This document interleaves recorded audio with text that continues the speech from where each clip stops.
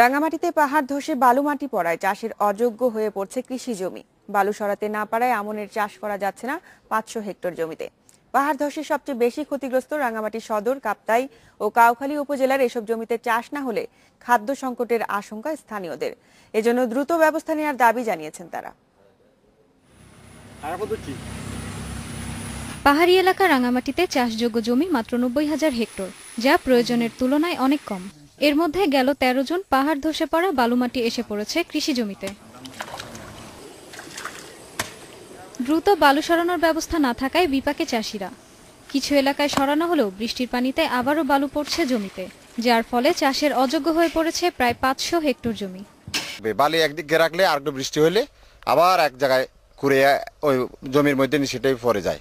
এখন তারা চাষাবাদ করতে খুব অসুবিধার মধ্যে আছে। বর্তমানে এখন আমরা দেখতেছি মাটিগুলো, যে জমিগুলোতে আগে আমন ধান চাষ করতে এখন গলার সমান বালি ভরে রয়েছে। এখন বিকল্প না থাকায় অনেকে বালুর ওপরই রোপণ করছে আমন ধান। চাষ করতে দেরি হলে খাদ্য সংকটের আশঙ্কা কৃষক পরিবারগুলোর।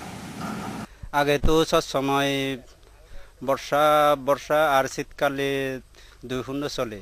এখন দুর্যোগ কারণে এখন বালু ভরার জন্য চাষ করতে পারে না। দুর্যোগ অবস্থায় বালু পড়ছে সাথে সাথে আমি চাষবাস গড়ে পারতেছি না। এখন এই অবস্থায় আমি গরিব মানুষ কিছু করতে পারছি না। এখন আমি কি করব আর জানি না। হিসাবে পাহাড় ধসে ক্ষতিগ্রস্ত কমপক্ষে 990 হেক্টর কৃষি জমি। এছাড়া ক্ষতি হয়েছে 10,225 হেক্টর ফলের বাগান। এসব এলাকায় কৃষকদের পুনর্বাসনে প্রয়োজনীয় সহায়তা দেওয়া হবে জানালেন কৃষি কর্মকর্তা। আমাদের এখন চিন্তা করতে হবে যে আমন এবং বিশেষ করে বড়তে কিভাবে আমাদের কৃষি কার্যক্রম নেওয়া যায়।